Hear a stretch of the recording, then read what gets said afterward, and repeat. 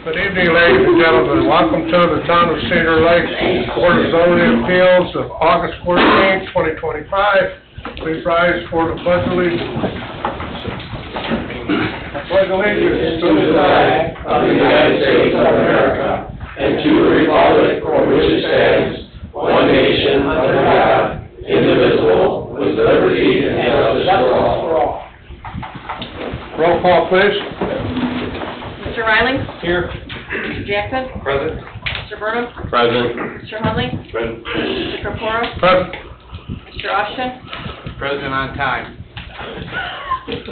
Eldridge is absent. Mr. Conley? Here. Mr. Kubiak? Here. Ms. Heidi is present. Okay, minutes, July 10, 2025. They were distributed. If there are no corrections, I will entertain a motion to approve. So moved. Motion by Mr. Riley. I'll second. Second by Mr. Hunley. Roll call, please. Mr. Riley? Yes. Mr. Hunley? Yes. Mr. Jackson? Yes. Mr. Burnham? Yes. Mr. Corpora? Yes, motion carries 5-0. Old business, Jacobic, developmental variance, owner petitioner Julian Everett Jacobic, 12721 Klein Avenue, Unit 1, Cedar Lake, Indiana. Vicinity of 13436 Cedar Street, Cedar Lake, Indiana. Parcel ID I don't have to read. So we'll be out of here quick tonight. Deferred from May 8, 2025, June 12, 2025, and July 10, 2025. Petitioner is requesting a developmental variance to build a home on a lot that is approximately 4,144 square feet, 52.5 feet in width, 10 feet front yard, 5 feet side yards, 22 feet rear yard to lake, 43.4% lot coverage, and 1 off-street parking, and 15 foot to the yard and meandering line. Legals are in order, sir? This is carryover, deferred. If they were in order then, they still are in order. Okay, thank you. Mr. President? John, I'd like to make a point of order.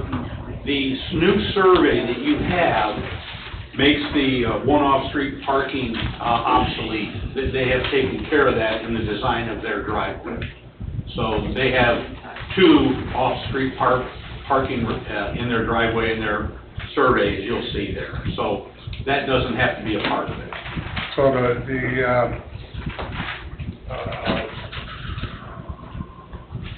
one off-street parking is scratched. Yes. Mr. Chairman, probably withdrawing is a better way to approach it. Yes, sir. They have withdrawn their item. Yeah. Yes. They've withdrawn. That has been withdrawn. Thank you. I got one other thing to add to Terry's. The reason that they were deferred to last month is because of the confusion with the rear yard setback from the surveyor to the lake, the meander line to the property line. There was a whole lot of discussion and talk about, meandering lines and property lines and actual setback from the property. The decision was They petitioned it. right, they petitioned it again, and they're actually asking for the variance from their actual property line. In this instance, they have an additional 10 feet to the lake than shows on their property line. So that 20 foot was really only 15, right? They petitioned 15 foot to the meandering line from their house. And then their property actually extends beyond the meandering line due to the lake levels changing and how the soils have compiled on the east side of the lake. Give us a quick synopsis of what you're doing. We went and we finally completed another survey. We completed the new site plan. For the board members that weren't here when we were here the first time, we offset the house portion of the drawing, offset the garage to create more space on the occupied side. The other side of the property is vacant right now. Really, I'm just open to questions that anyone would have. And I think precedence has been set up and down the street that we're on. Parking's not an issue.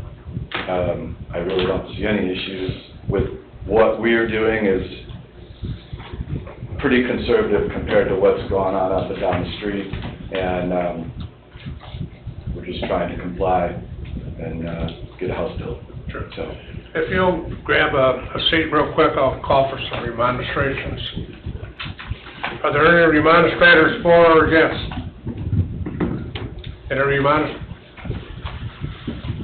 Thank you. bet. Tony Recupero, 13438 Dewey Street. I just have some comments I wrote down here, I just want to read them off. I might have mentioned this one last meeting, but if future property owners cannot rely on the zoning ordinance to guide them and determine what might happen on adjacent property, then what or who are they supposed to rely on? That's the first thing. I believe that one of the requirements to allow a developmental variance is that by following the strict application of the terms of the zoning ordinance, it will result in practical difficulties in the use of the property. No one is objecting to them using their property to build a house. It is the size of the house that is causing all the variance requirements. This is a vacant lot with few, if any, limitations to build a house if the right size house is built on. A smaller house can be built there, which does not render any practical difficulties to the property owner. And from this property south, there are approximately 7 small, older, well-kept, one-story cottages on small lots, and throughout the subdivision there are many more. This is a vacant lot, which I believe is a clean slate for the applicant and the town to follow existing ordinances without the need for variances. If an applicant needs to receive a total of 5 variances on a one new house build, I believe that that should put up a red flag to everyone that the size of this house, along with the density that is proposed, was not meant to be in this R2 zoning district. If the allowing for any variances by this board is discretionary and not required to be based on the findings of fact, which the zoning ordinance clearly states is required, then why have a zoning ordinance? Finally, I submit to you all that most, if not all, of the variances that are requested can be eliminated by building a smaller house to fit in with the neighborhood. Following the strict application of the zoning ordinance will not result in any practical difficulties to the applicant in the use of their property. And the hardship, if any, is being caused by the applicant, not the zoning ordinance. Therefore, I am requesting that these developmental variances be denied based on the fact that the applicant has not met all 3 items in the findings of fact that are required to allow for these variances. A couple other things. My understanding is variances are not precedent setting. So whatever happened down the street should have no bearing on what's going on here. I know emotionally you may want to feel that way, but at some point you have to follow the variance, the ordinance, whatever. And the reality is it would make your job easier, because then you don't have the emotional part of it. They're nice people, I'm sure, I don't know them, nothing personal or anything, but, you know, what was done down the street, like I said, has no precedent does not set a precedent. And so, variances shouldn't be, according to the ordinance, they shouldn't be based on a subjective, you know, feeling that anybody might have towards the people or whatever. Stick to the letter of the law. One last question I have is, there's a height restriction or a maximum height requirement there. Do you know what that is? 30 foot. It's 30 foot. Can I ask where that 30 foot is measured from? Garage floor, The garage floor. basically 8 inches below the top of the foundation. Oh. That's what we've kind of established as our That's your look. average. And then you basically set the garage floor based off the road or kind of... Yeah, normally the garage floor is 8 to 12 inches below the top of the foundation. So that is what we use for measuring the height. The reason why I asked, I know there was an issue, down south a little bit, but someone had put up one that's a little excessive. I was just curious where that measurement came from. Yeah, that's our standard. We've had discussions about it. If you look in the building code, it says the median height and then walk out, and it got to be a whole deal, and everybody decided that we would use that elevation as our line to measure on. Good, that's good to know. Thank you for your time. You're welcome. Do we have any other administrators? Oh, yeah. Good evening, Board. Thanks for having me. Nick Recupito. I reside at 14110 Cottage Grove Street in Cedar Lake. The reason why I'm here tonight is I got a letter in the mail because our family cottage is adjacent to this property at 13438 Cottage Grove. I'm sorry, 13438 Dewey Street. I'm not going to rehash all the stuff that I said at previous meetings about the findings of fact not being able to be met and this being in direct conflict with the town's comprehensive plan. But I have questions, and it's based off experience serving on this board before. What protections do adjacent property owners have that, if there's approval tonight or in a month from now, whatever it is, what protections above and beyond what we've been doing do adjacent property owners have that whatever would get approved here would actually be done? We all know there's houses in town that footprint is too big, height was too big, higher than what was approved, elevation problems, and, we slap a fine on people sometimes, but that doesn't do anything for the adjacent property owners. That goes in the town's coffers. So I guess my question is would there be any extra scrutiny on this project, especially with the tight tolerances? And that's something that I was going to make a recommendation to when it gets to that, but these that are, like you said, we've had some issues in the past, and the recommendation from the building department would be on any of these approvals that have these 5-foot side yards or short side yards that an as-built foundation survey be provided before backfill. So that way, that would ensure that this site plan is exactly what's there, elevation-wise, size-wise, everything-wise, prior to, obviously the foundation will be poured, but there will be no backfilling done, there'll be nothing. So at that point in time, either they would rip it out and fix it, or they would come back to you guys and ask for forgiveness or whatever the case is.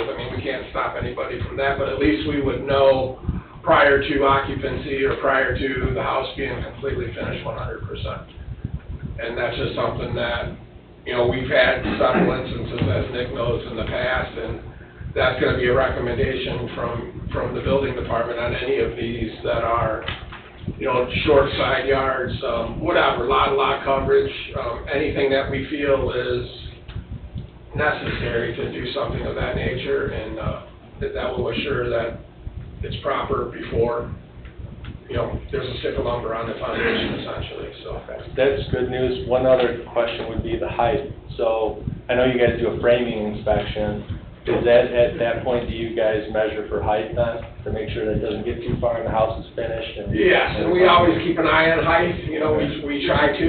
We try to always keep an eye on height, and we do review the plans pretty thoroughly when they turn everything in and show wall heights and truss heights, and that's why we actually require a whole package that shows the truss, the truss certification, the truss drawing, or the plan with the roof pitch, lumber size, so we can calculate that height. And I feel pretty confident that as long as and if it's not built to plan, obviously it wasn't approved, so I think that we have that under control pretty well.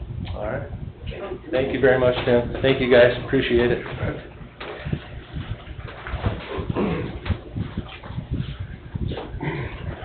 Good evening. Terry Broaders, 2123 Arthur Street, Lockport, Illinois, representing my property on Morris. That's 14513 Morris. I would like to add on to what had Mr. Cooperfield just said.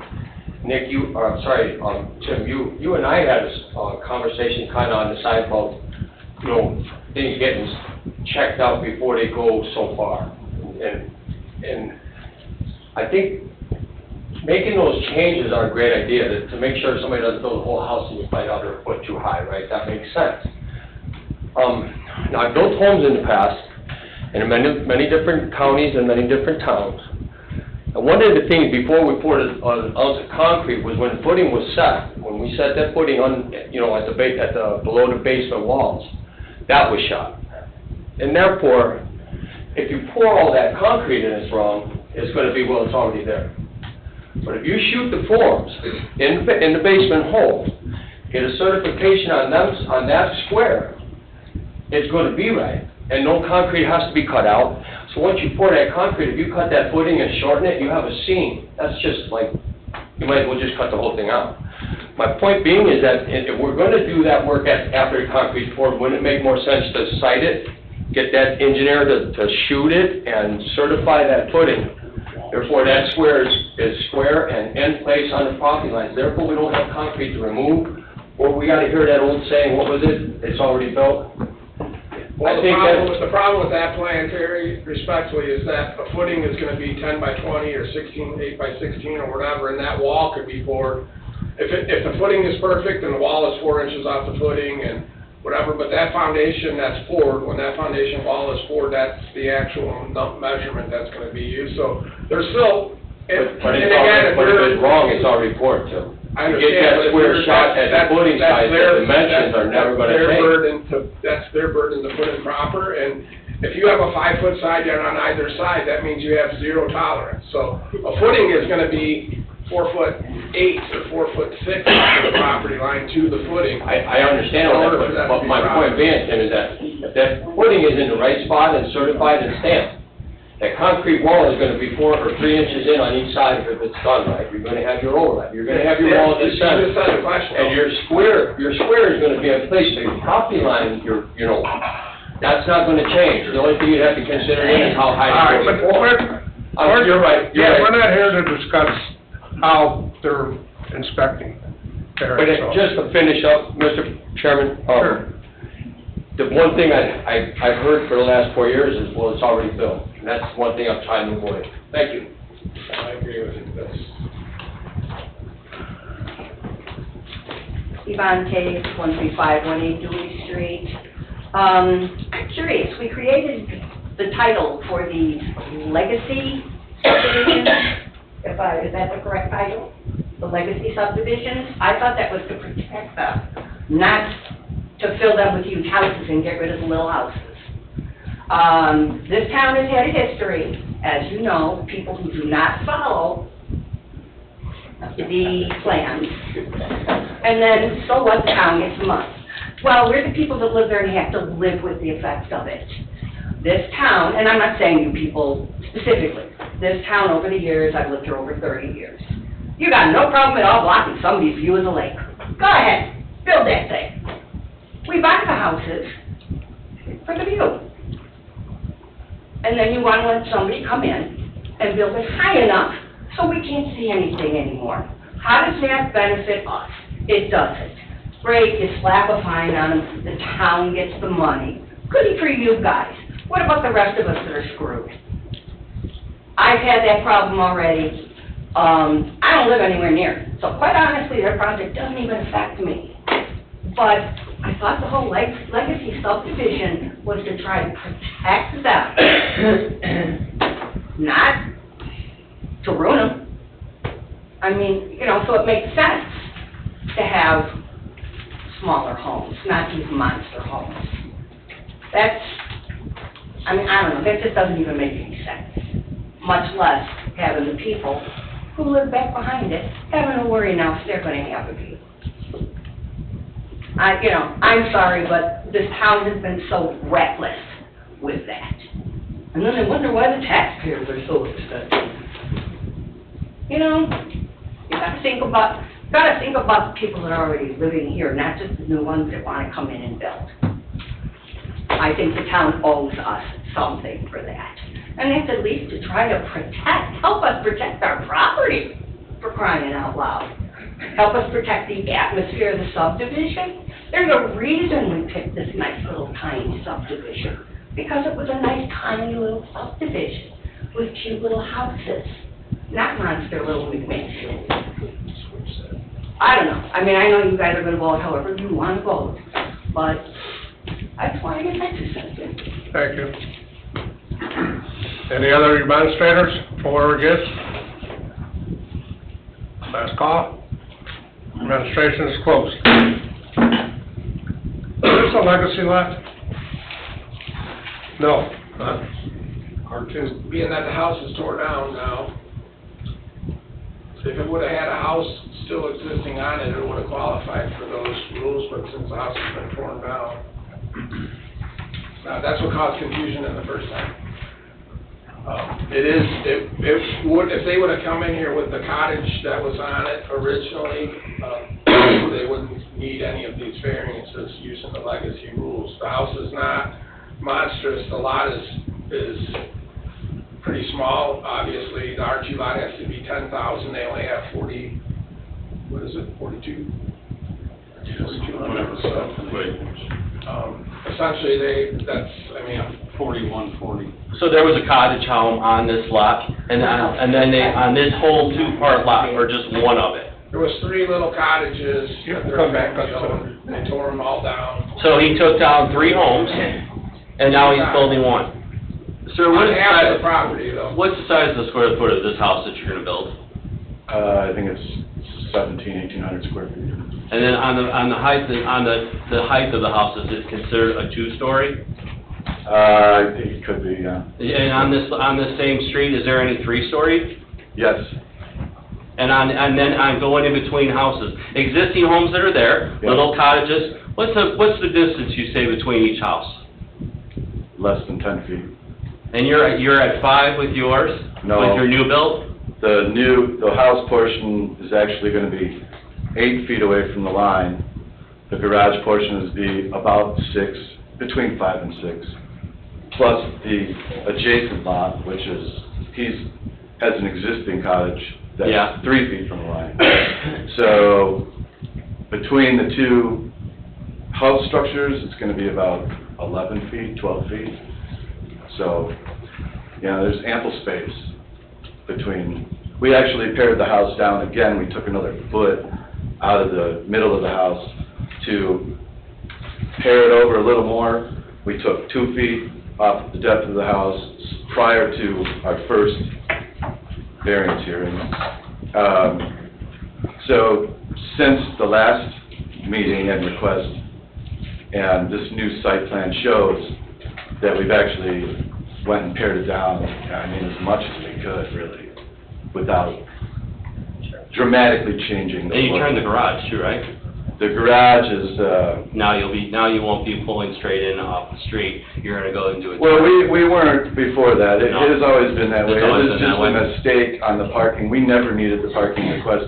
We've always had plenty of parking. We actually own lots down the street, on the same street. We own lots up on Dewey Street.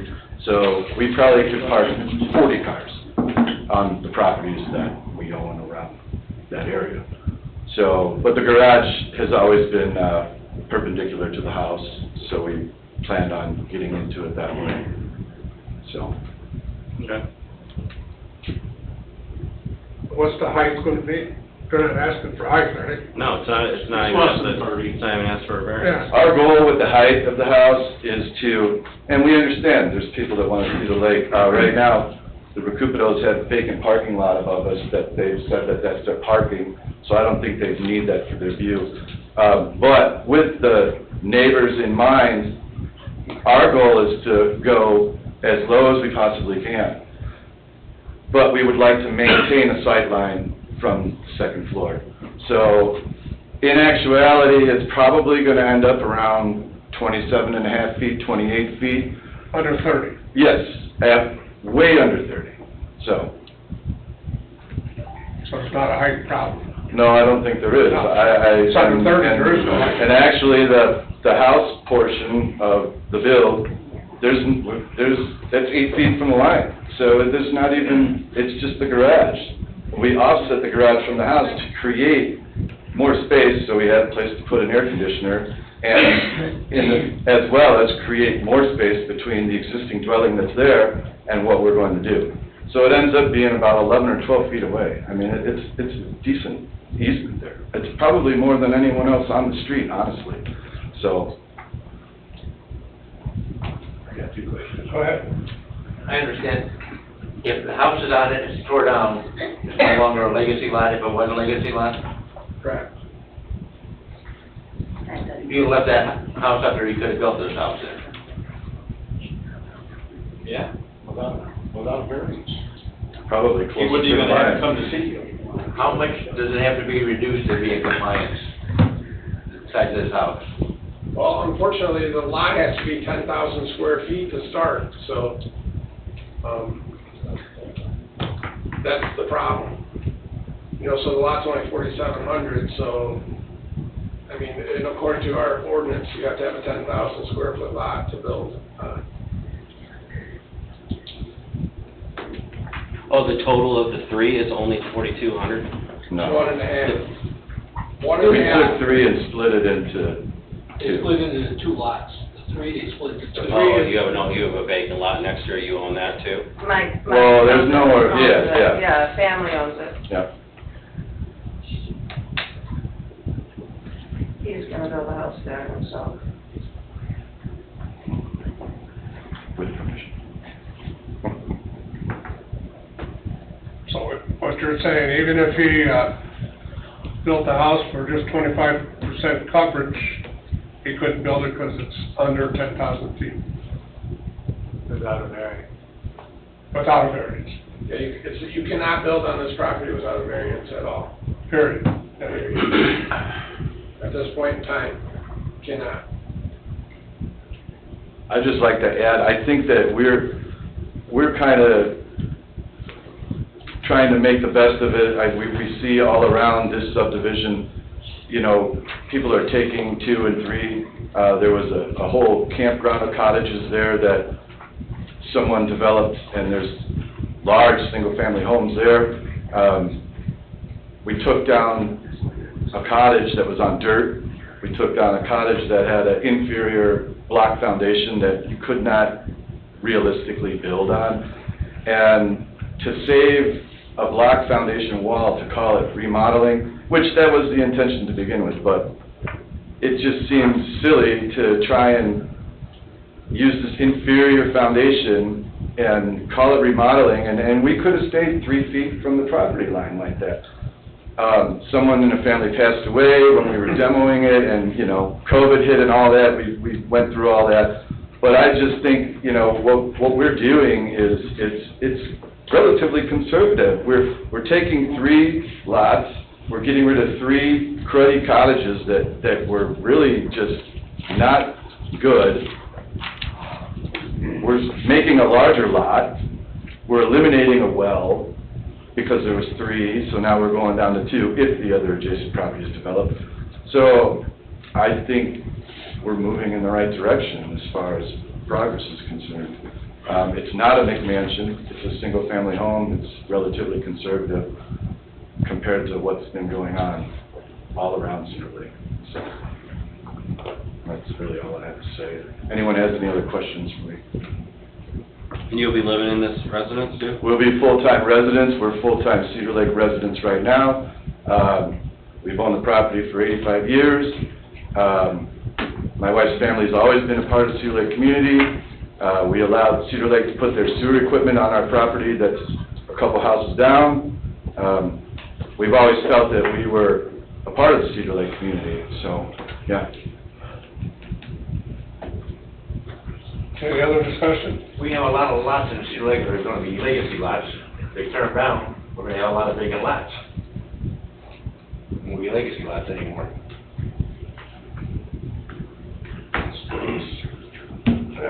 My point is this, when they tore these 3 down, they should have just made it into 1 lot, because they were small to begin with.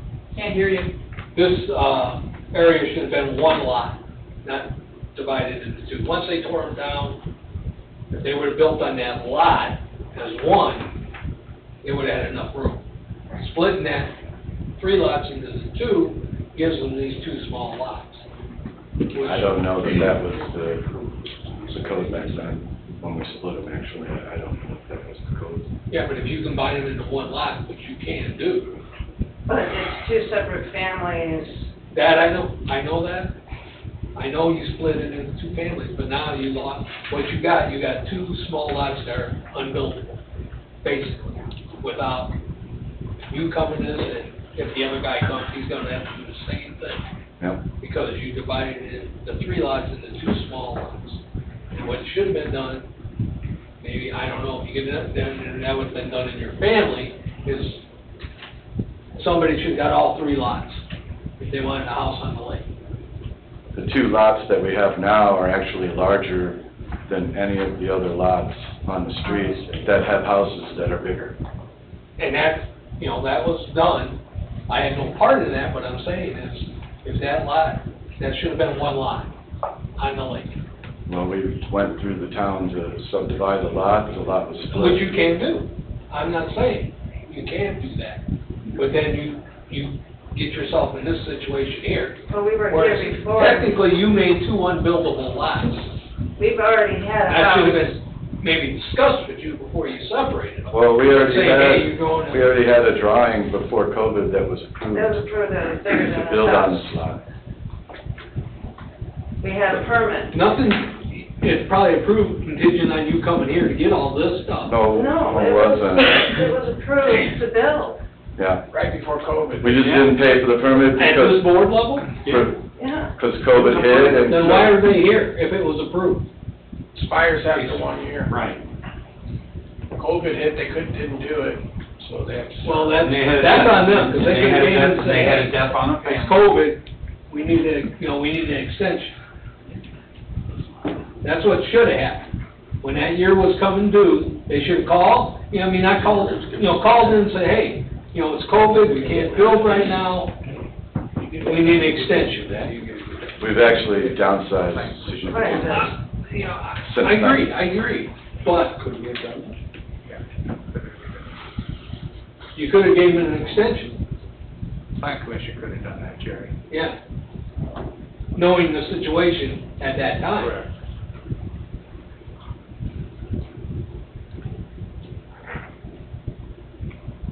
The lots were split before COVID too. Yeah. So the only thing you really stopped Way was, before. I mean, you had COVID.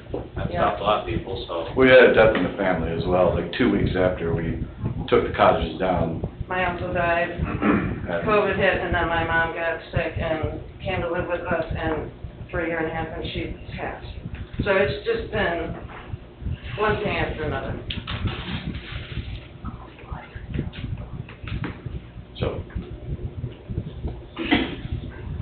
So what we have is 3 lots divided into 2 prior to COVID, that was permitted to build a larger house, but did not proceed on the permit because of various reasons.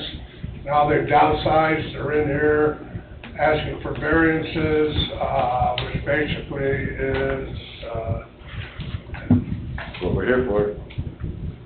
the size of the house, size of the lot, side yards too. Yeah.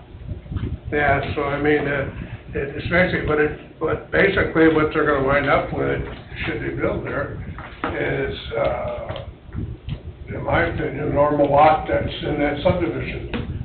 They're all the same thing, they're all small lots, they got, houses on them, and they all got their problems. They won't be blocking any views, because it won't be over 30 foot high. So that's when I see what the situation is right here, to figure out. So now it's up to 5 of us to figure it out.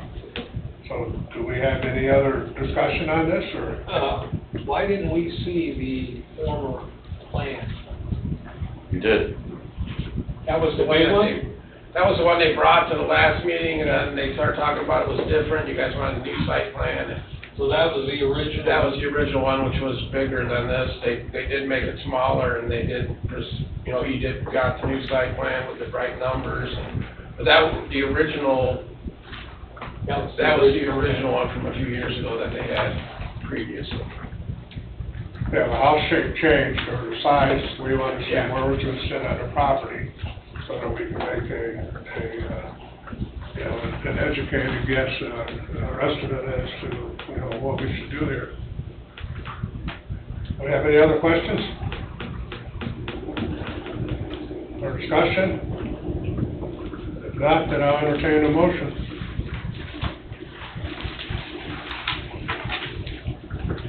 Ray, do you have any more, do you have anything to say? Oh, no, that 43%'s a killer, man, so, like, My big thing, Ray, he got approved in all of this. Came back, got a smaller house. They took 3 houses that probably weren't sounding like very good shape, and they're gonna build one brand new one, and the other one, if ever does, I mean, for now, it's a vacant lot, and they can whatever to do with it. They're gonna increase, most of those houses down there don't have an 8-foot setback on each side. Some are literally right on top of each other. The cottage that was there was closer than Yeah, this. I'm sorry, I don't remember, I did not see anything that was built there, I'm just going based on what people said. I did not see the 3 existing houses, or whatever you wanna call them, Right, right. One was on dirt, one was. which is junk. Right. Yeah, 2 were on dirt, actually. You know, so they're gonna take 3 houses that probably weren't very good homes. They were meant to be, cottages, that's what they originally were built for. And I just don't see, how was their approval based last time, Tim? Was it because it was like, there were still structures on the property? Is that how that first No, house? they tore them down, they approved the variance, I believe last time there was a height, wasn't it taller than 30 feet last time? 30, No. 30, it was still 30 feet. Still under 30. Yeah.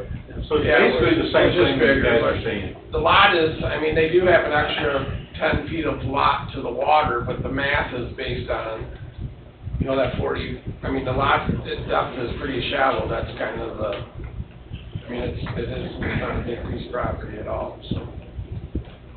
Because the rear property line is called a meandering line, technicality. They actually have rights to the property beyond the meandering line, that's their property. And that happened over 85 years of erosion, or whatever you want to call it. So, I'm sorry, how many feet of that is?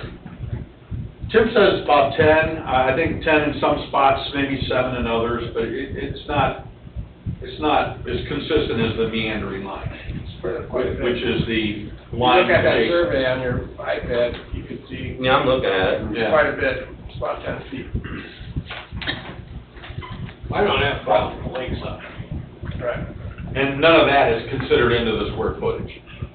Because I could only calculate it to the meandering line. And we have a 400 square foot garage requirement also, so they're meeting that. And they are meeting the garage, you said? Yeah. They're meeting all of those minimums, which is tough, you know what I mean? There's minimum sizes for all this stuff too, so if you make it smaller, then it doesn't meet the minimum of those. And the house is what, 17 to 1,800 square feet, is that what you're thinking? Yeah. And they meet the minimum, they exceed the minimum on a story and a half, and technically that's what that house is a story and a half. Yeah, I know, but I can't, I know for subdivisions, that's a small house, but for where that area is, it's But that's what our 2 require. I don't think we have a ranch that's under 2,000 square feet being built, do we?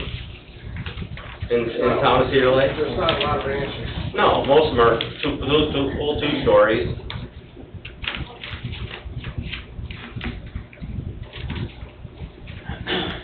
Well, I'm still looking for a motion. We got several subdivisions in town that are small lots, Minor Manor, Cedar Point Park. And this will be delaying any development, getting rid of some of those old cottages and stuff. So if they were never torn any of that stuff down, they wouldn't even be here right now, right? If they would've just had the legacy stamp on it. Right.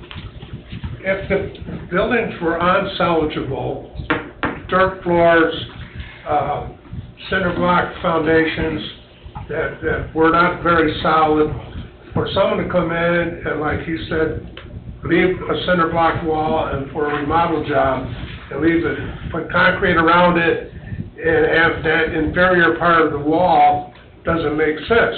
So if they were gonna build a house there under legacy, and they tore the houses down to build the new one, got the permits, then all of a sudden it wouldn't be a legacy lot anymore, because they gotta remove the damage on site. Right, but it says that, in the legacy zoning rules, it says that you must apply for the demolition and the building at the same time.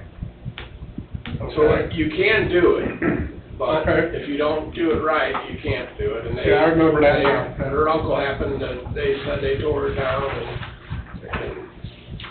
and here they are, now they're the lucky ones that got the lot. But I talked to her uncle 10 years ago, probably, about this property and his dreams of doing what they wanted to do, and I said, don't tear them down until you're gonna do something, and, they did, he decided to do that anyway. And then he did. But yeah, but it sounds like they need to be tore down anyway. They definitely needed to go, I mean, the right thing was done, but they got stuck in the back here, and they're trying to pick up the pieces and do something,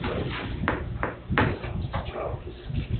They did a misstep there, that's all, and basically, if they would've drew both permits at the same time, they wouldn't be standing here. Correct. And I think it's cleaning up the neighborhood, it's putting a brand-new home into the neighborhood. I think it's a plus for the neighborhood, not a hindrance. They're not blocking, that I see or hear, that they're blocking any views. They're off-street parking.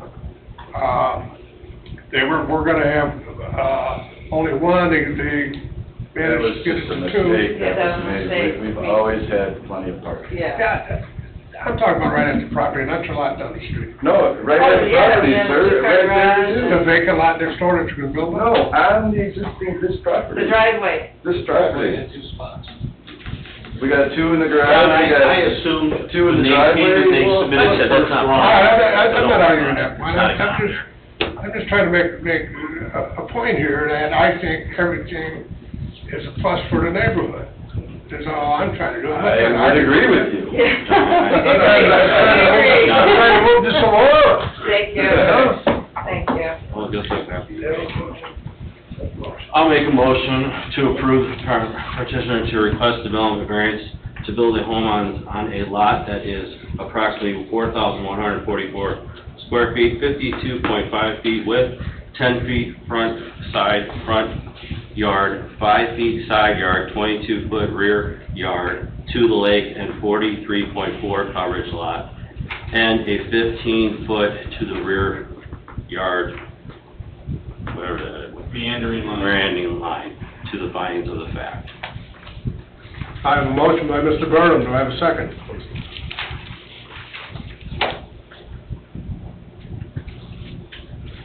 I'll second it. Is that you, Jim? And a second by Mr. Hunley. Any more discussion? Roll call, please. Mr. Riley? No. Mr. Hunley? Yes. Mr. Jackson? Yes. Mr. Burnham? Yes. Mr. Kapora? Yes, motion carries 4-0. 4-1. I mean, 4-1, sorry. I can't count. Thank you. You're welcome.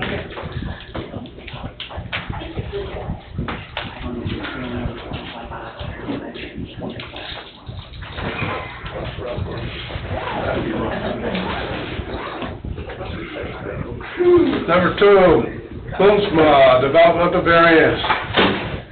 This was re-advertised. Okay, owner Derek Boonsma, 12621 Alexander Street, Cedar Lake, Indiana. Petitioner Visslaw, 12632 Wicker Avenue, Cedar Lake, Indiana. Vicinity of 12621 Alexander Street, Cedar Lake, Indiana.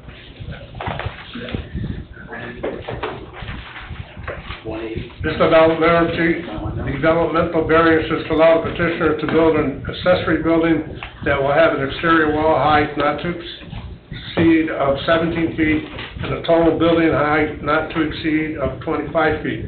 Total square footage of the accessory building will be 1,964 feet on a parcel that is 1.147 acres with a projected lot coverage of 9.13%.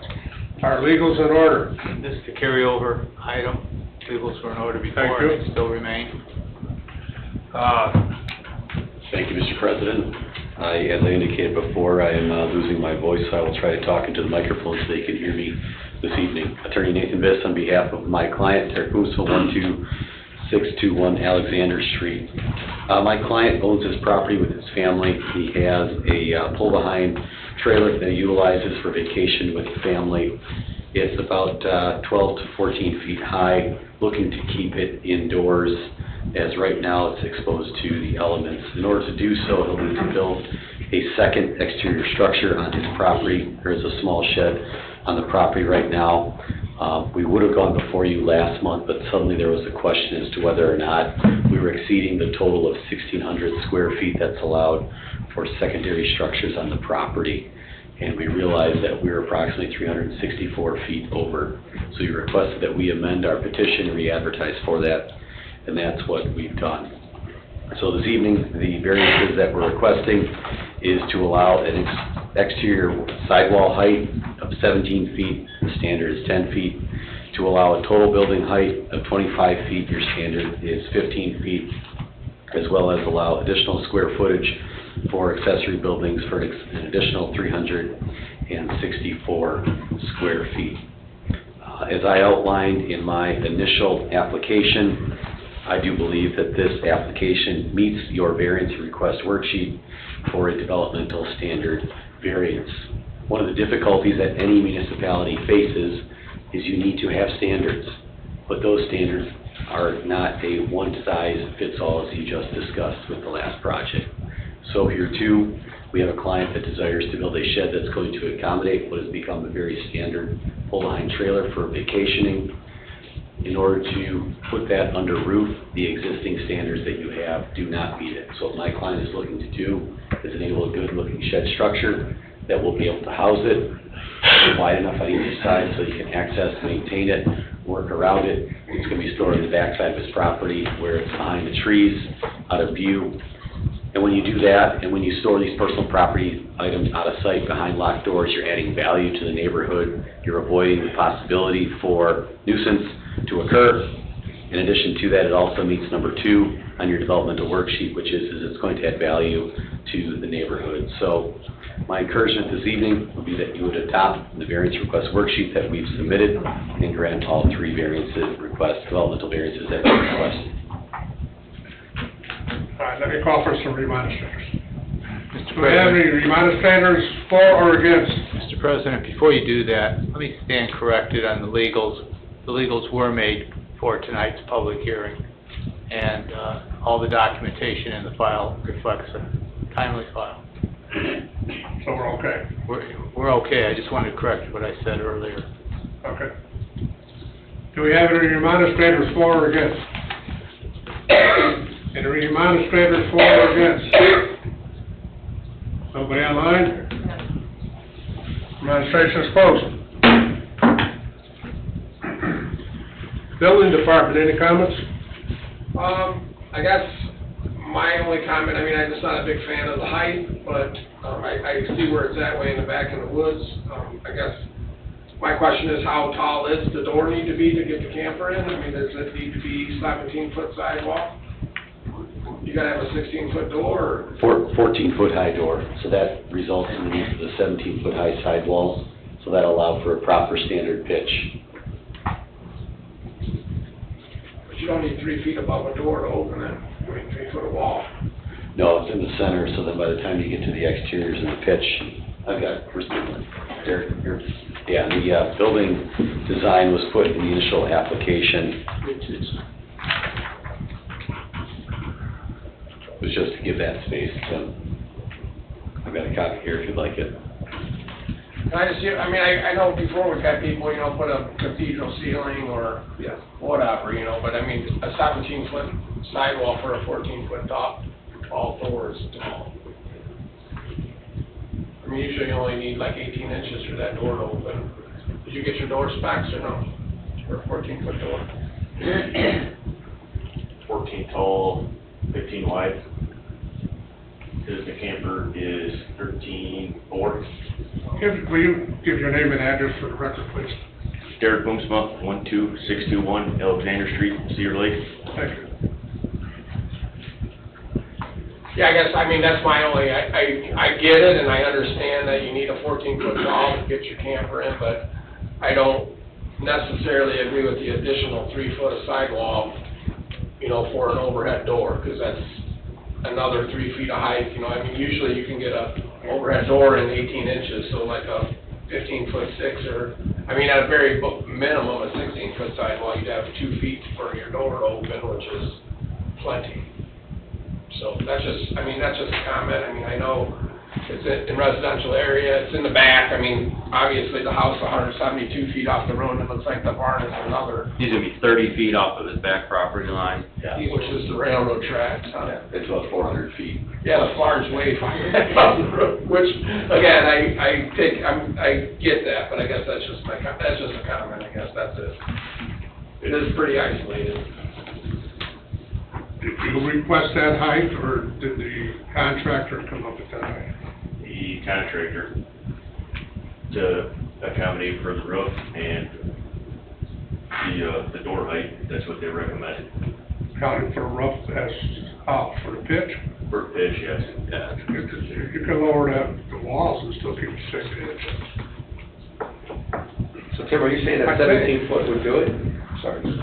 A 16-foot wall would do it. Sidewall? Instead of 17, Yeah, it could just according be to a- Tim. It could just be a foot lower, that's all. And still have no problem with the 14-foot door. The other thing to keep in mind, though, that we haven't considered is that when you start hanging lights and things of that nature here, now you're only giving yourself 18 inches for hanging lights, especially if you're gonna have something covering drywall, the truss is there. So I can appreciate the concerns that are being raised, but if you only leave 18 inches, and with the size of commercial lighting that goes in shops nowadays, some of them being the big bell-shaped ones, it's insufficient space. I'd recommend just keeping it as is. It's what my clients have recommended. It's gonna allow sufficient space. It's hidden. I don't think we need to be arguing over 1.5 feet, which is in essence what we're suggesting might be a change. 1 foot. Yeah, just one. But I don't know, have you seen any of the new LED lights? I like I'm just kidding, Dave. I like the old school ones, Tim. Those are old school. Nobody wants to. You didn't design the building, Menards did, right? I mean, you're buying them, that's okay. Don't make me talk where I need to.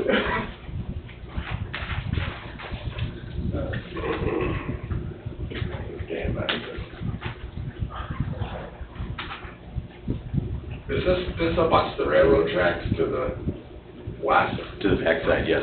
Okay. I thought it did, but I didn't, I just have I didn't see it enough, anything on the survey I had. That's the street there, yeah, so. What is the pitch on that roof?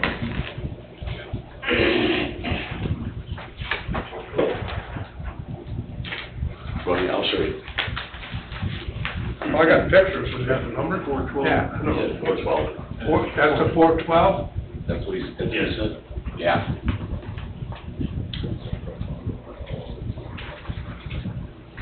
And how wide is that building? 32. 32.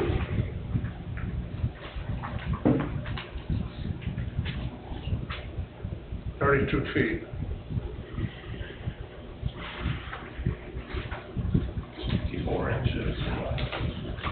Well, it doesn't have to be that high for that pitch.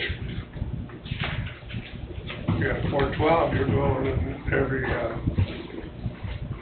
You got 1 foot down, the slab, and then you've got the thickness of the truss on top of the wall, so. yeah, but there's an 8-foot difference between the wall and the height of the peak of the roof. 17 foot to 25 foot. You only got a 16-foot run with a 412 pitch. So actually, Mr. Chairman, I want to clarify, I put in my application up to 17, does not exceed 17 feet. And the reason why I did that is the building specification said the width is 32, the length is 50, and the height is 16 feet, 5 inches. So I built in an additional 7 inches up to not to exceed. So Right, because you probably have 16-foot sidewalls with a 6-inch truss, which would make perfect sense. Right, 5-inch truss. So yeah, my application here, on behalf of my client, So was the up building's to going to 17. be approximately 22 feet tall. With, yeah. With the 16-foot sidewall and those Yeah. trusses. I mean, you're not going to be 23. Somewhere in that 22. So yeah, 3 months. But I bet you, I'm sure that they're showing the 16-foot sidewall and then the 5.5 inches for the truss, which would give you that 16, obviously, to the top of that sidewall, at the roof would be 6 inches. So it looks like I built in a few extra inches just for the site. Yep. Makes much more sense. That's just an oddball for everything to do 17 foot. It's like, Right. That's why I thought there was some kind of, maybe something out of the ordinary. Proprietary.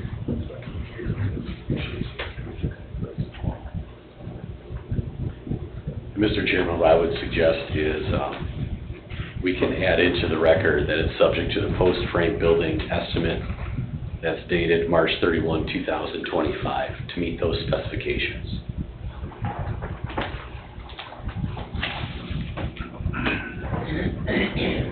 Well, I just wanted to keep the building at the lowest Sure.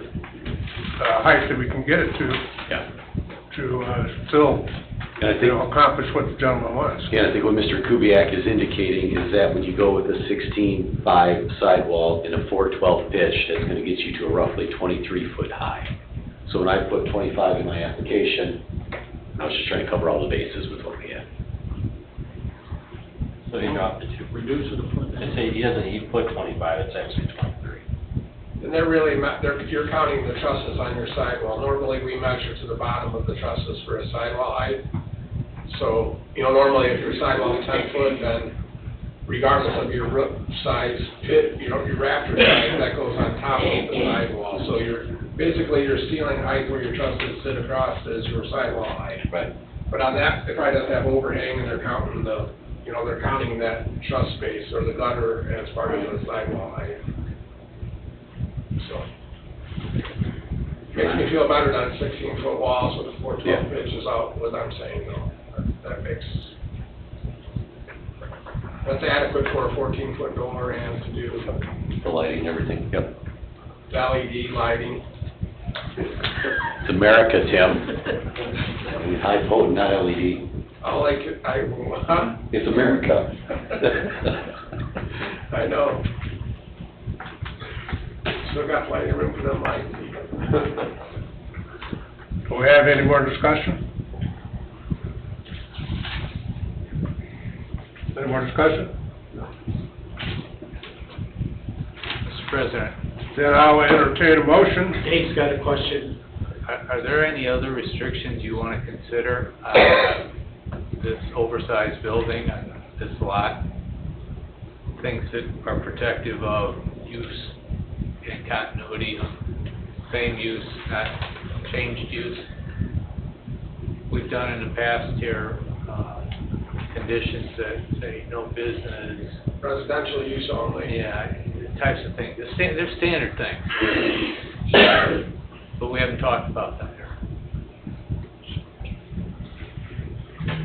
I assume you're just using it for storage, right? You're not gonna repair anything in there, are you doing splash painting or something? No. So, I don't have any other questions, sir. Would you like that to be in the motion? Only Yes. For residential use? Yes, any restrictions? So are we proposing a different dimensions then? Are we doing the 16 by 23? Well, it's not to exceed, so that gives them a little leeway in there. As presented in those plans, Ray, and it'll be that. Not I'm reading off- 23, right? You make the motion, Just right? has the- I'll read off I'll just exactly leave it what's there, and then make sure that you can only use this for residential purposes. Well, the motion should read, allow the petitioner to build an accessory building that will have an exterior wall height not to exceed 17 feet and a total building height not to exceed 25 feet. Total square footage of accessory building will be 1,964 feet on a parcel that is 1.147 acres, which is projected lot coverage of 9.13%. This building is to be used for residential use and storage only.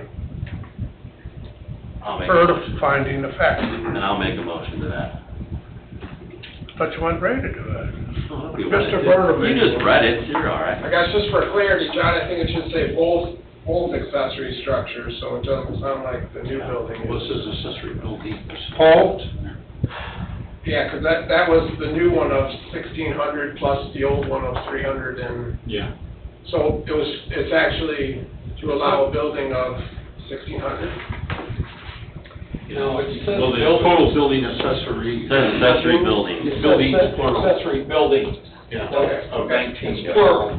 Gotcha, okay, it didn't sound when you said it, I just wanna make sure that we understood for clarity, that was both. So it includes both of them. Okay. Are we okay? All right. All right, we have a motion by Mr. Burnham. We have a second. Second it. Second by Mr. Jackson. Any discussion? Roll call, please. Mr. Riley? Yes. Mr. Hunley? Mr. Jackson? Yes. Mr. Burnham? Yes. Mr. Kapur? Yes, motion carries 5-1. 5-0. 5-0. He got that Oh, my right. voice is- We're all God's on. 5-0. Thank you all, appreciate it. You got me all nervous. Okay, new business. Ramirez, developmental variance, petitioner Ryan Ramirez, owner petitioner. 13415 Fairbanks Street, Cedar Lake, Indiana, vicinity of 13415 Fairbanks Street, Cedar Lake, Indiana.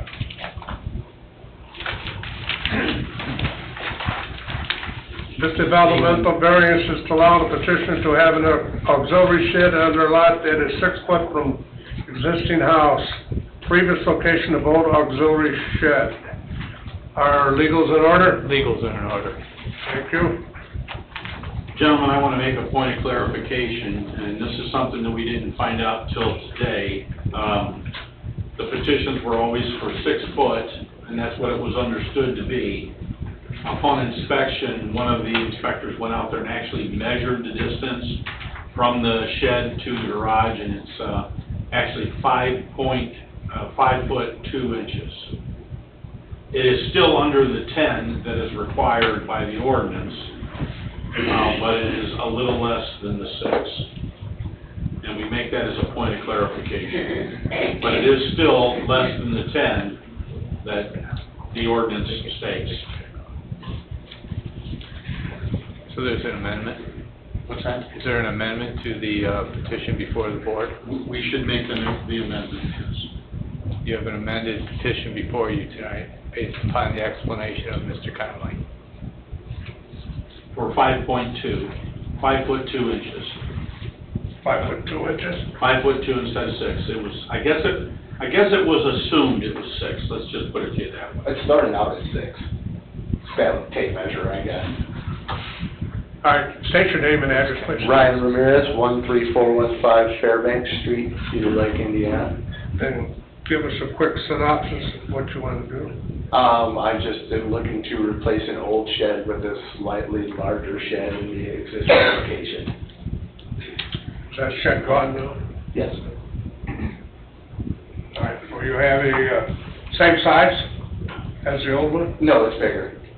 The old one was 8 by 8, the new one is 14 by 12. That one's already. I want to make another point of clarification too, because the ordinance says buildings, and then we have existing house. It should actually be the shed is from the garage. That is also a part of the amendment. I mean, it's an existing structure that was there, and it replaced an existing structure.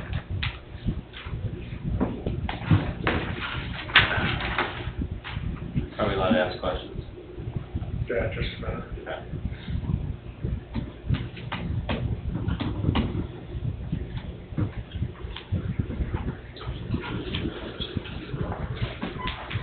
And it's already built, right? You built it without a permit or built it and then he came in. Built it without a permit? Yeah. So he built it, got red tagged, then he came to get a permit to build it. And found out that it was too close to the garage, hence now he's here, so he replaced it, he thought it was He small replaced enough. it, yeah. So But then he came to get the permit and stuff and found out that it's too close to the garage, so now he's here. So he built it without a permit, Fact, and fact. he built it without a permit, and he came in to get a permit, found out it's too close to the garage, so he's here for a variance. Yes, sir. That is the chain of events. Well, he also built it way replaced an bigger than what he existing had. Built it a lot bigger than what he had also. And he made a little, yeah. he made it Yeah. bigger than what he had. So, the picture I'm looking at, is the car, where the red car is that the new Yeah. shed? That's So what's the white building behind it? There's a white roof on it, that ain't, what's that? It's just a lean-to roof. There's no building back there. Let me call for remonstrators here, okay? Do you have a seat, please? I'll call for remonstrations. Are there any remonstrators for or against? Any remonstrators for or against?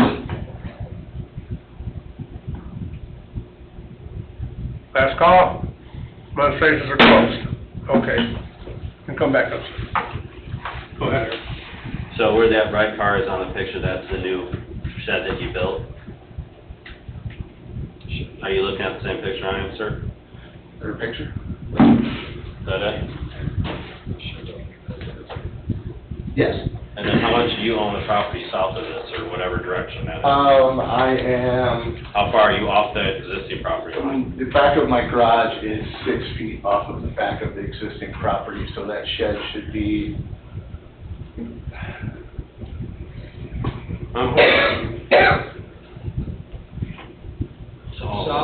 So all of this is his property, Yeah.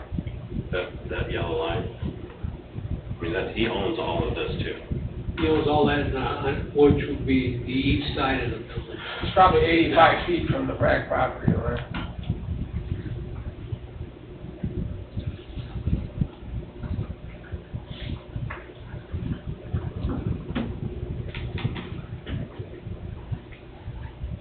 How long was the old shed there? 20 years. 20 years. Sir, have you lived in that house 20 years? 21 years. 21 years? I think it's just making an improvement on it, replacing the old shed with a new one, improving the value of the property. I understand that part, but he not only replaced it, he built it almost, what was original, 8 by 8? 8 by 8. Your new one is what? 14 by 12. I mean, 10 by 16 is the biggest you can go with a portable shed, right? I mean, it's still. I don't know, how did you know that? Did you? I read a lot of stuff after I got in trouble. Oh, okay.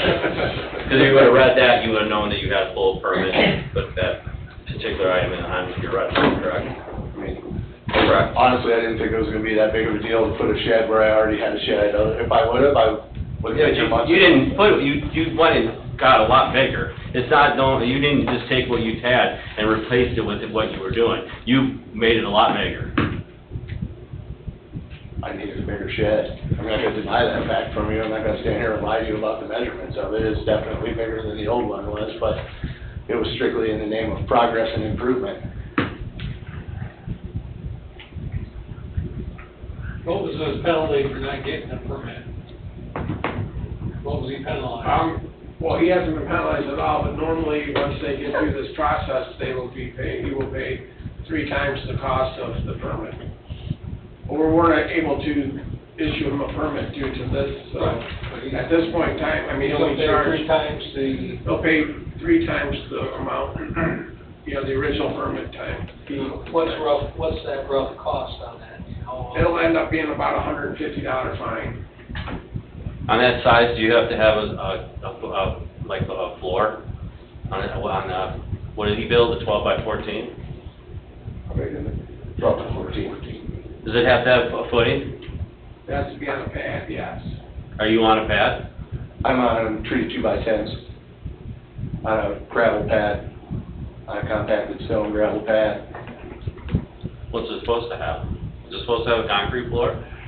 If it's over 200 square feet, it's supposed to be on a foundation, a pad of some sort. Steers, That's 224 square feet. And it's, sorry, so what was the math? He could be on the wood floor then. I didn't know. He's good on the wood floor. He's good on the wood floor? Hey, it's 168. It's gotta be over 200. 200 or over. What is it, 14 by what? 14 by 12, right? 14 by 12. He was 8 by 8 when he's the first one. So he's a little over 100 square feet bigger than he was. 14 by 12, 14 by 16. 14 by 12? 14 by 12. I'm wrong on this. It's 168 square feet. He was at 64 square feet on the first one. And that shed be moved? Not without a lot of help. That's it. I mean, So the answer to the question is yes? My quick answer would be no. Was it a pre-built, just dropped off? No. So that was stick-built all? Yes. Okay. So you did the work yourself too? Yes. Well, the easiest solution here is move it 4 feet, or whatever it is. The distance off the garage? Should be 10 foot, so he needs to move. And he's 6. only at 5'2"? Yeah. Is that 5'2" roof line touching roof line, or is that wall to wall? I can't. Okay, put it Wall to wall. Wall to wall. So the building needs to be moved 4 foot 8. 4 foot 10. Yeah, 4 foot 10.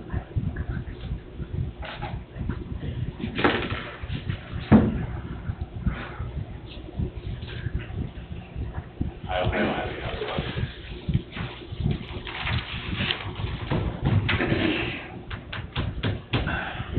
Gentlemen, a little light to the separation of those is, soil bears load at approximately a 45-degree angle. And one of the main reasons why you have that separation is due to the fact that, you don't want the weight of, let's say, like a pool or a building that has a structure to bear load on the house footings. Okay, because it actually could cause degradation on the house footing through a freeze and thaw cycle. All right, that doesn't even apply here because it's just adjacent to a garage that has a garage slab, and there's no way it could bear weight onto any structure other than itself and the ground. So I don't know if that helps in your consideration and why there is a separation of structural buildings from one to another. But it still says, and it gets back to what's been argued tonight, that we're not following the ordinances. This is something that could have been erected correctly at the proper distance, but was not. Now, to me, is a shed full? You got stuff in it, huh? Yes. And permits I pulled in town for a shed said I don't put anything in it until the town approves it. Couldn't even put a shelf in it until the town approved it. I still say, you know, it's on timbers, move it. That's my opinion.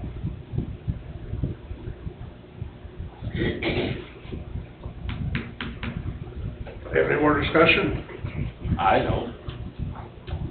Anybody? No, I don't. Then I'll entertain a decision.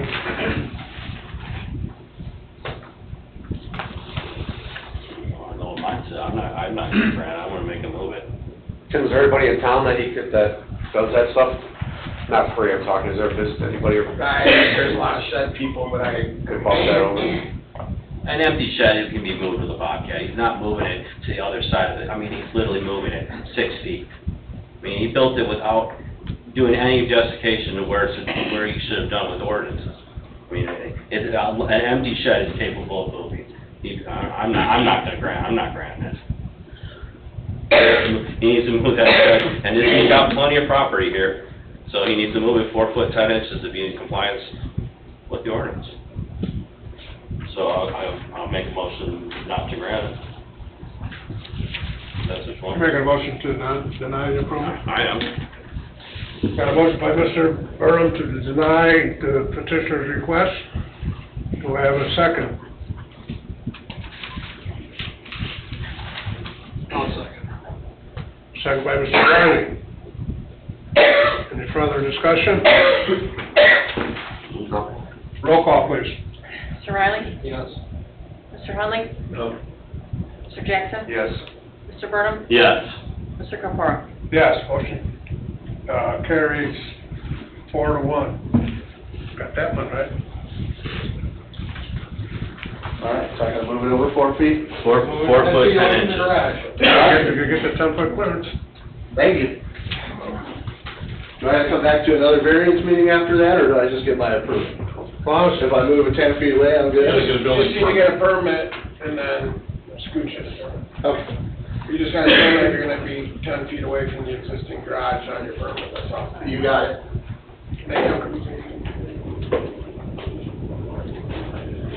Number 2, Wilson Terry, developmental variance, owner Jennifer Wilson, 12517 Parish Avenue, Cedar Lake, Indiana.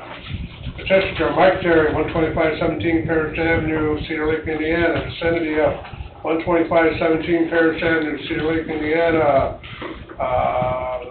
This developmental variance is to allow the petitioner to construct a 1,415 square foot detached garage accessory building with exterior wall height of 12 feet and an overall height of approximately 25 on parcel of land that is 2.63 acres. Are legals in order? They are in order. Thank you. We need you to state your name and address. Jennifer Wilson, 12517 Parish Avenue, Cedar Lake. Michael Terry, 12517 Parish Avenue, Cedar Lake. All right, give us a quick little synopsis of what you want to do. Just build a garage on the north side of the property. The house has never had a garage. It's got an outbuilding that's down below. It can't put a garage for a car in it or a truck or anything. It's kind of in a floodplain down there, so we just want to move garage to the north side of the property and have a place to put more cars, trucks. Have a seat for a minute, I'll call for your administrators. Do we have any administrators for or against? Yes.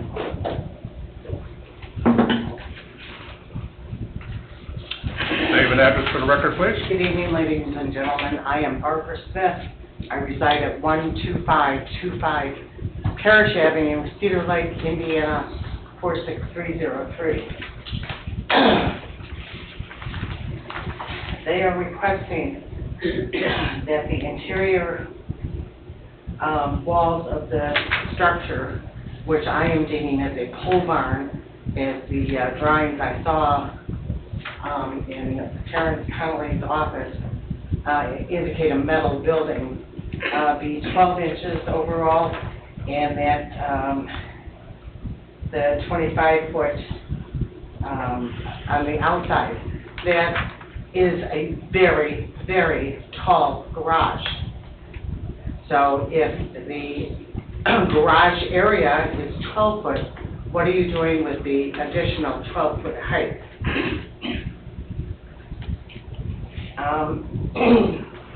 I don't know what the distance is from the actual house, the north end of the house, to the south end of the pole barn garage. Nor do I know where it's going to be located on that frontage land on Parish Avenue. I didn't see that indicated anywhere. There's a survey here that we have a picture of that you can see. Sorry, I didn't see that. No, I'm just saying if you would like to see it, it's available here to look at. I'd like to see that, please. So where is it going to be located? North North of the house. Here, I think you saw it in the office, but maybe you didn't remember it. Because that's the survey right there. It's about. No, I didn't see this. It's about 10 foot to the north of the house. Okay. So hold on, where's Parish Avenue? Okay. And they're going to put this In line with the house. in line with the house, and the garage doors are going to face the west. Correct. Okay, and this is going to be 25 feet high. Max. Yeah. So it's going to be 42 feet by 33, 8 inches, yeah. 42 by 33 by 25. That's a very large height building for a three-car garage. It is not known at this time, I have not been able to find out what the structure of the building will be. Is this going to be a pole barn, metal barn? Is this going to be stick-built? Is this prefabricated? Don't understand what the building is going to be built from or of. It looks like it's got a concrete foundation and steel siding on it by the. Okay, so I consider that a pole barn. By the plans that I looked You at. call it something else. Not sure. Visually, It's gonna be stick built with trusses. it's going to, hold on, stick-built with trusses and what? Just a minute. Speak here. Oh, I'm Tell sorry. us what your, I don't know, somebody said Yeah, well, stick-built with trusses. he'll have his chance to respond to your comments, so Mike, until you come back up, please be quiet. Oh, okay. Okay, talk to us. Visually, this does not match the style of the house. The house is stick-built. It was built in the 1940s. There is not another pole barn piece of building in that area. And this is going to be very visually unpleasant to look at. It's going to have a major impact on the communities. That's not only me, and not me, I don't face this property, I'm next to it. I'm not across the street that looks on this property, the pond and the area there, where they're now going to be looking at a metal accessory building. I have other questions and comments, hold on. And how would you access, I'd like to know how you would access the pole barn from the house back and forth. And is it going to be attached? Is there going to be a space between it? That piece of land where the house is level, and to the north of it, it starts a dip, a climb. So are they going to dig that out and level that out to get it close enough? I don't know either. First of all, one thing is that it's not an attached building. It's not attached, but how are they going to access it? Through a door. Okay, where's the door going to be, and how is it going to, are you going to get to the house? They walk out of the house, walk into the garage. Like, when anybody's got a detached garage, you have to go out your front door, walk over. So is it going to be, I think there's a side door in it. There is not a side door on the north side of the property. South elevation shows as entrance door. Hold on, south? South elevation, which is facing the house. Which is. Hold on, south, that's south over here, this is north, this is where they want to put it, Yeah. okay? South elevation. South over here. And the house sits south of that. So there's a door in between the garage and the house. Side of what? On the north side of the house. That's irrelevant. Okay, how are they going to? They walk out their front door, or back door. If there's a back door in the back of the house, they have to walk out, walk across Okay, the but yard. then there's an incline there. Well, that's their problem, they gotta walk down the hill to get to their garage. Okay. One of the, one of the things that Mr. Terry had mentioned is that he's going to build a garage, a breezeway between the house and the garage, the pole barn, and that the upstairs of the garage would be a big party room, where they could have like football games and pool tables and things like that. The plans we're looking at, and the site plan shows no breezeway. There's no breezeway, Right. okay? What states it doesn't show. I mean, what we're voting on, ma'am, it's not part of it. I'm sorry? What we're voting on, there's no breezeway. There's no breezeway. No. If they did build one, they'd have to get a permit for that? Oh, yeah. They wouldn't do it at the same time? No, they would have to get it, stop built according to the plans, it's like the other gentleman here was here, he'd be fined, and he'd have to tear it down, or there'd be some ramifications. For every action, there's, you know, there's some sort of consequence. So the area above the garage in the pole barn can be a living space, a party room, or No, whatever? it can't, but I don't know what his intention is, because he hasn't told us yet. Well, he told me. But he hasn't told us, you're not Okay, making the well- decision, I am. We are. I know you are, Yeah. I'm aware that you're going to make Yeah. a decision. But he hasn't told us that yet, so Okay. once you're through with your comments, he can come back up here and tell us what his intentions are, Okay, okay? all right. I wish you would, please wait upon this and get a further plan of exactly what this is going to look like and what it's going to be built from. A steel, a metal building is not going to look right in the area.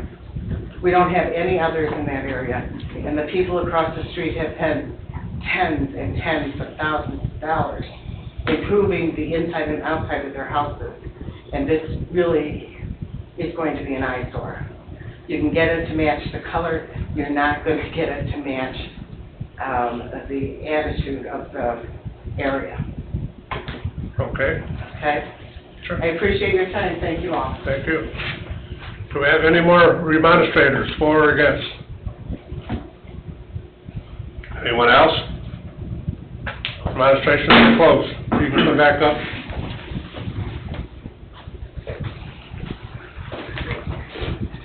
Okay, what is it, first, is it a pole building? No, Should it be stick built? no. Okay, and, okay, so it's stick built. Tony, I think what the confusion is using vertical siding instead of horizontal siding. Your siding's gonna be up and down instead of. That's what the drawings say, I think. Yeah, that's what it looks like. I think, But you're putting a metal roof on it. but you gotta have a metal roof. Which we have residents putting on metal roofs does not make it qualified as a pole barn. Right. A lot of people are using metal roofs now. I'm doing it in other houses as well.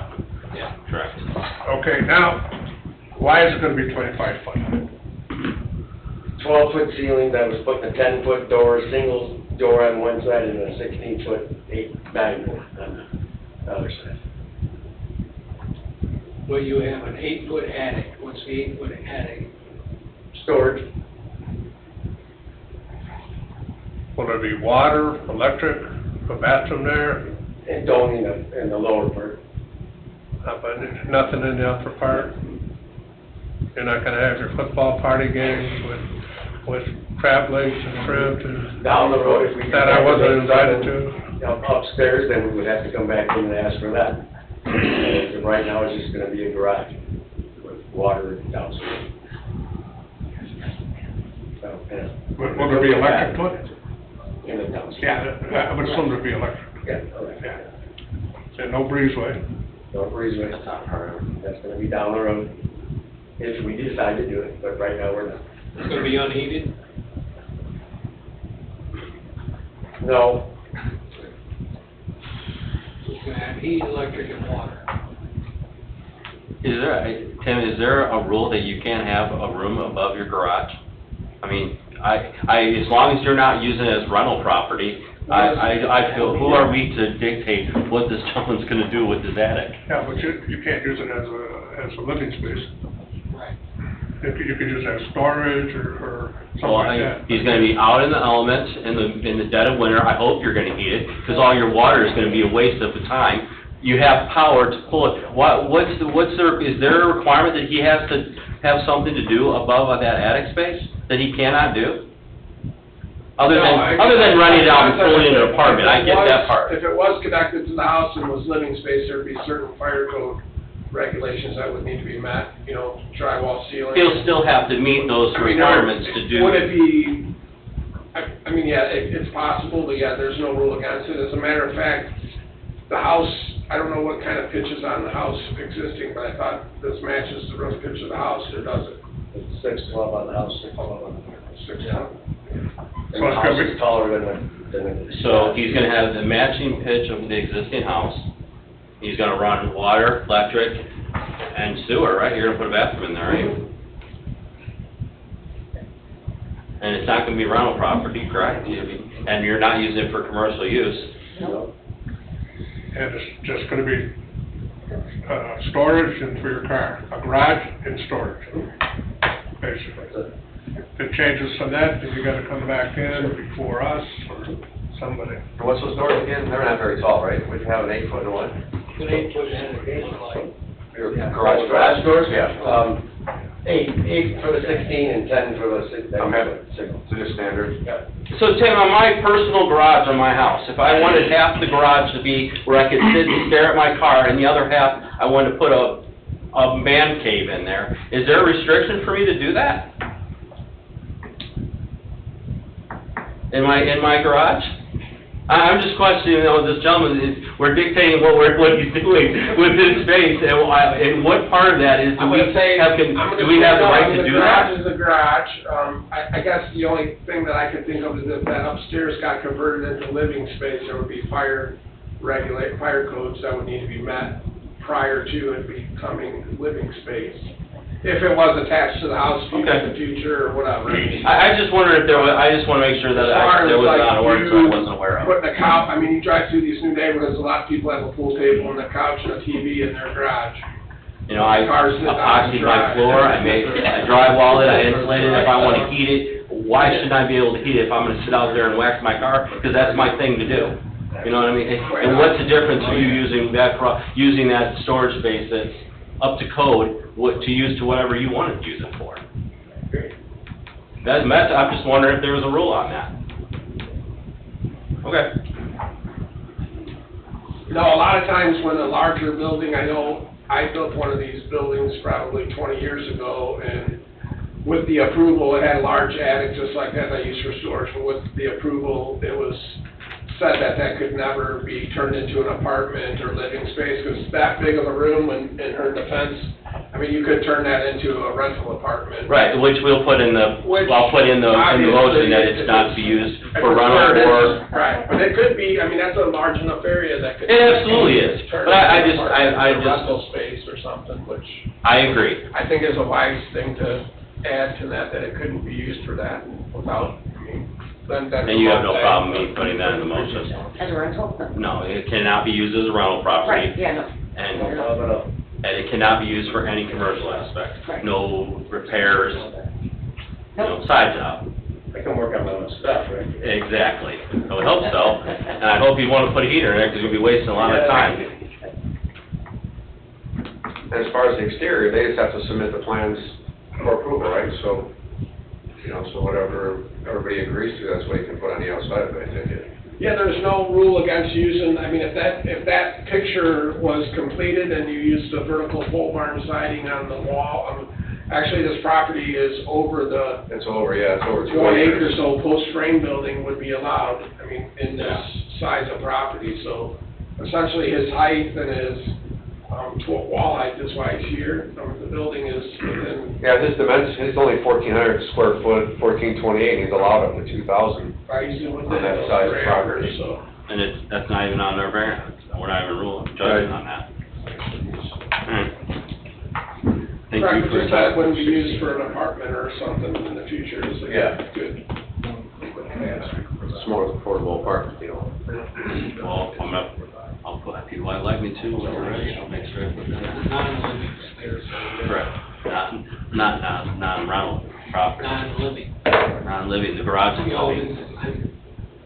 If you really want to eliminate any kind of living, you put non-living quarters. So that's, rent is kind of Which then the property is improperly zoned for multi, you know what I mean, it's not zoned for multi. So why do you want the non-living in there? It covers from anybody making an apartment upstairs and renting it out. It covers him letting his cousin live there. Are we all right with that too? What about, so I can put a pool table up there now? If I wanted to, Well, you're out. 10 years from now or 5 years from now? I guess that's non-living. I don't know what the definition of it is. That's non-living? No, right? I mean, at the end of the day, if he put a breezeway on and turned that into living space for his house, there would be no rule against it other than he would have to bring it up to fire code and make a proper way in and out of it through his upstairs. No, I think you're gonna have that anyway. I mean, like I said, I just wanna make sure That our would rights increase the cover actual, the that'd town be like and the the whole gentleman. addition, which is no, as long as it remains a single-family residence, there would be no future restrictions on doing any of those. It's just what would have to be done to achieve it, that's all. Any other discussion? I'll entertain a motion. All right, let's get this going here. Which one are we on? I'll make a motion to approve development variance to allow the petitioner to construct a 1,415 square foot detached garage accessory building with exterior walls of 12 foot and an overall height of approximately 25 feet on a parcel of land that is 2.63 acres, to include that he is not to use it as rental property or business use, to the findings of the fact. Living space. All right, but you said approximately 25, can we change it to maybe not exceed 25 feet? That's fine, not to exceed 25 feet, so instead of approximately. Approximately, it could be 26. I'm sorry, I was just reading off what was there. And do you want to add living space or no? I don't, I didn't just, he's not gonna have it. I mean, if you guys want it on there, I can add it. Would you like it to be on there, living space? No, Tim kinda explained it. Okay. Okay. All right, I got a motion by Mr. Burnham to approve the request for a accessory building with exterior wall height of 12 feet and an overall height not to exceed 25 feet on a parcel of land that is 2.63 acres. Is not to be used as a rental property. Or business. Pardon? Or business. Or business, per the findings of facts. Do I have a second? I'll second it. Signed by Mr. Jackson. No discussion? Roll call, please. Mr. Riley? Yes. Mr. Hunley? Yes. Mr. Jackson? Yes. Mr. Burnham? Yes. Mr. Kaplan? Yes, motion carries 5-0. Thank you. Thank you, guys. Have a good night. You too.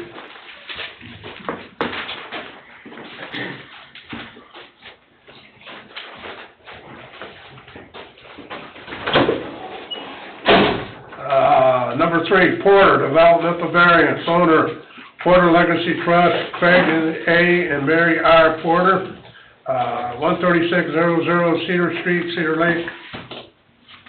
Petitioner Mary R. Porter, 13600 Cedar Street, Cedar Lake, Indiana, vicinity of 13600 Cedar Street, Cedar Lake, Indiana.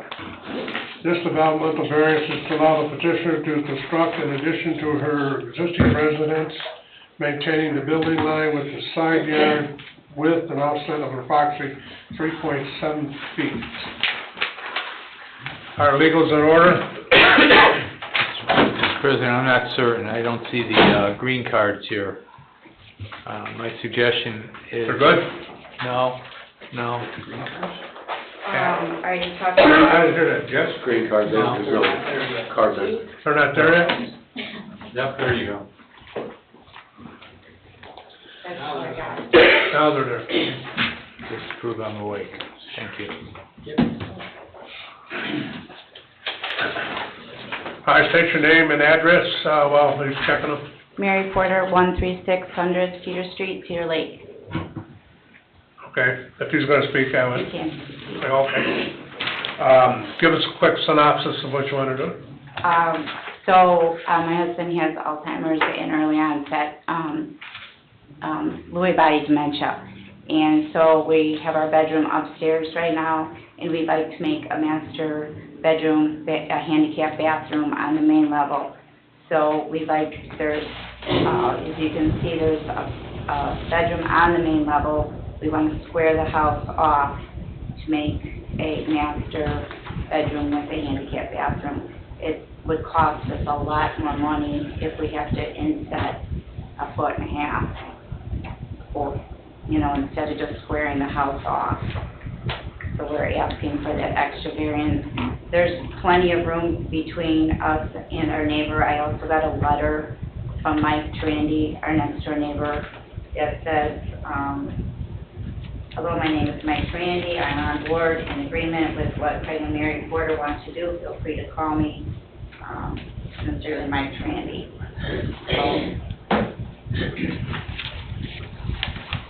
This is basically to, have a bedroom down on the lower level? Correct. Correct, okay.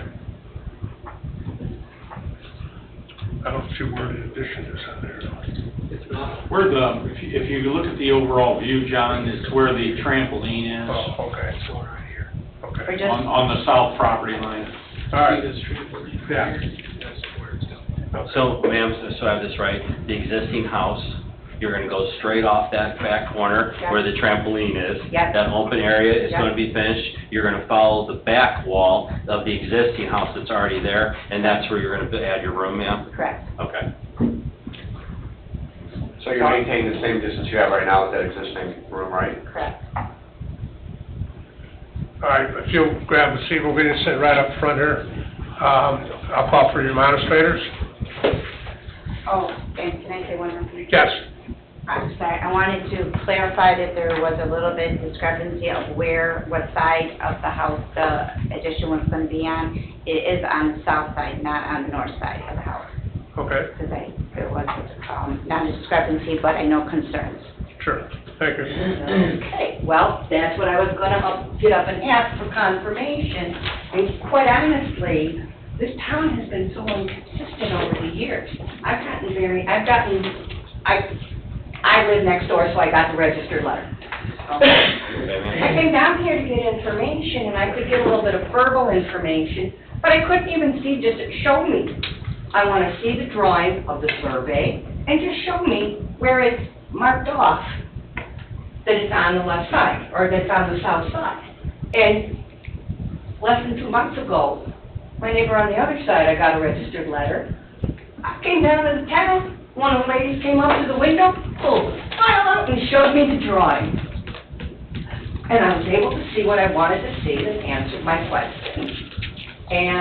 But instead, I just got kind of a verbal comment, which then, just to be safe, I have to take my time out to come to the meeting and sit through everything, just to really confirm it's on the south side. There's such inconsistency in the town, how they handle stuff. I mean, you send me a registered letter telling me a neighbor's doing something, I should be able to see the drawing. If I actually come to the town and ask, I should be able to see just the drawing. What's the number? And find out what the plans are. And I'm sorry, but I was very let down, considering less than 2 months ago, I was able to see what I needed to see. So this town needs to get their ass together. I'm sorry. But as long as it's on the south side, I don't care. Do we have any more remonstrators?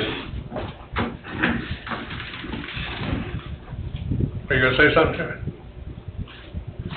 I might have to help. Oh, Okay, demonstrations are closed. You can, come back up, ma'am, or if you prefer to sit there, that's. Yeah, go ahead. Yeah, you sit there if it's easier for you. Okay. Okay. Building department. No, I mean, looking at the property, and it actually looks like the property angle goes off the right way, that it's gonna be getting further away from the property line, and then there's that little oddball easement piece of property to the south anyway, so, I don't see it negatively affecting anything. Well, I see a definite hardship For sure. the request of this variance, so. Not a lot of room there. I agree. There's plenty of space in my other structure to their house, I mean. She's not she's not going any further than what's existing there. And the other way is she can go that far anyways, it doesn't matter. There's all the room in the world there. She's not going any further than her footprint. Have no problem with it. All right, if there's no further discussion, I'll entertain a motion. I'll make a motion to approve the variance to allow, to allow petitioner to construct an addition in her existing residence maintenance building line with the side yard within an offset approximate 3.7 feet to the findings of the fact. I have a motion by Mr. Burnham, do I have a second? Second by Mr. Riley. Roll call, please. Mr. Riley? Yes. Mr. Hunley? Yes. Mr. Jackson? Yes. Mr. Burnham? Yes. Mr. Kapur? Yes, motion carries 5-0. Thank you. Good luck, ma'am. Number 4, O'Donnell Homes, developmental variance.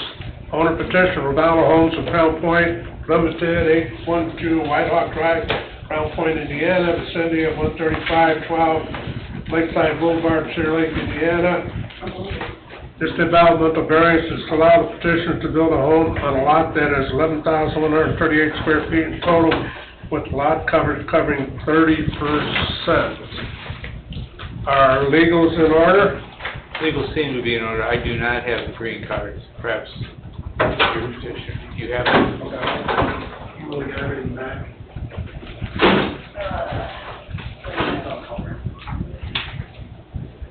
My suggestion is to proceed, add this as a condition if we don't get this done. Yeah. What do you got? We're good to go, John. Okay.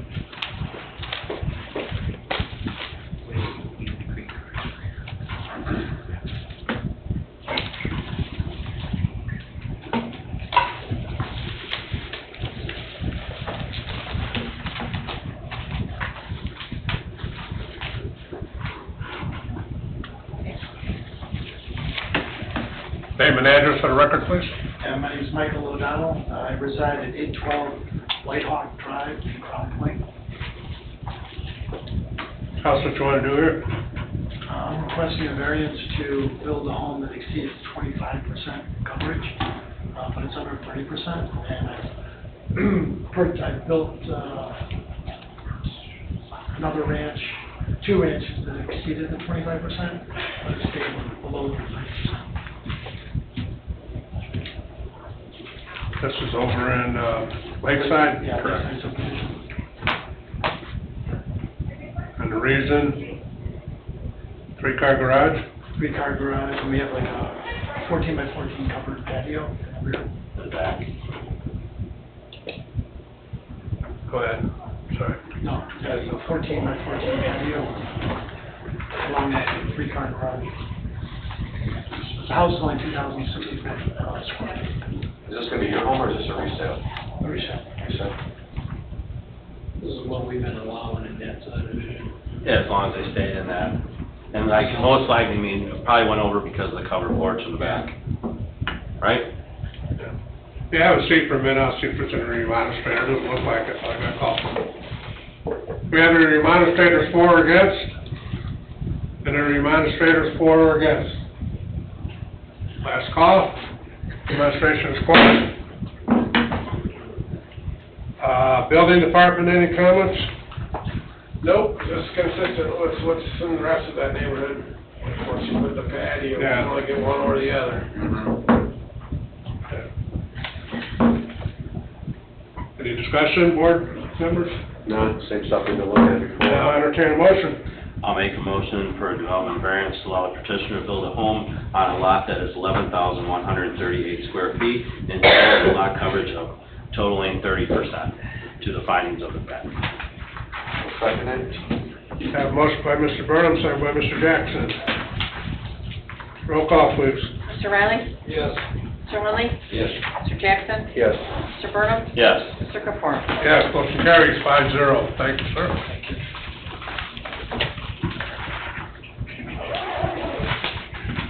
Public comment. Do we have any public comment?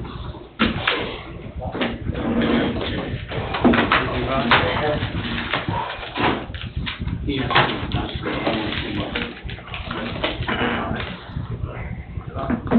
evening, Terry Broaders, 2123 Arthur Avenue, Lockport, Illinois, representing my lot here in Cedar Lake at 14513 Morse.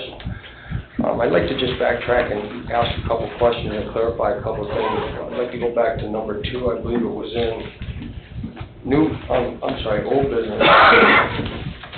You guys were talking about the second-story property, or second story, which was dubbed here as storage at first, and then through a discussion amongst yourselves, it became recreational, pool table, I think I heard, and a lot of different things on that second story. And then I thought I heard discussion about how people should be able to use property and structures however they want.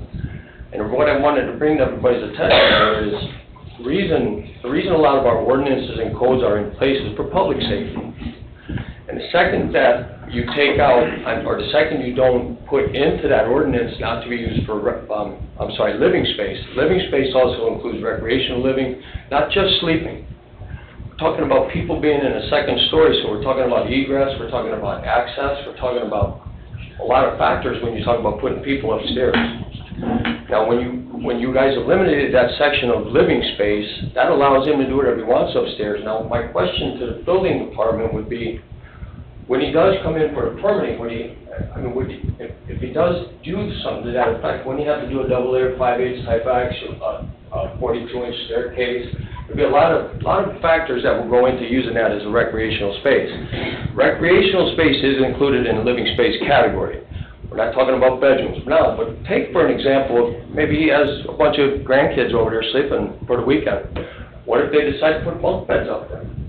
Again, we have to make sure in these ordinances or in these variances that you issue, we consider that. And when you eliminated the living space, Mr. Chairman, I was appalled because that gave away all public safety for whatever he uses that space for. So I would hope that when it comes before the permitting process, when you review the permits, that you make sure that he practically said it's okay to put a pool table up there, right? No, again, I think that you're not on the same page as them. I think that they are fine with him making that into living space in the future if he follows the proper steps. He just can't live up there in an attic. Yeah, no, but in that discussion, Tim, Eric said it would be okay for him to put a pool table up there and use it. That was the discussion Eric had with him. I can't get you back to the minutes now, but you would be able to see that discussion was left open for him to go up there and do what he wants in that space now. Now, when he comes before you for a permit, he's going to say, I'm just putting a storage space up there, I'm going to put a staircase in. It's going to be a thin staircase, going to be a storage space on paper, but what I'm saying is, who's going to know what he's doing behind closed doors? Wouldn't it be better in the variance not to be used for living space? And that would accommodate what we're talking about here. There's nothing in that thing that says he can't build it as storage with a staircase and do whatever he wants up there until that point. If he wants to put a bathroom up there, sure, pull a permit then. But you guys got to remember, you had the opportunity to say not to be used for living space as is. So, but my request would be, Tim and Terry, just right off the bat, make them do the double layer, make sure the staircase is 42 inches for egress in an emergency situation. When you had the chance to leave living space out, you didn't. My request would always be that public safety would be your first and foremost when you make these decisions. And I think when you open the door for him to do whatever he wants in his upstairs attic, that's a pretty wide window. We didn't tell him he could do whatever he wants. I think he asked if he could put a pool table up there, and I think Eric said, yeah, it's his property. We didn't, no, that's what was talked about. I'm just saying, when he left, John, with this impression. Good, we're done. Good, your 3 minutes are up. Naturally, sir. Thank you. Go no place with you. Public safety, sir, that's all. Any other public comment? Seeing none, we're adjourned.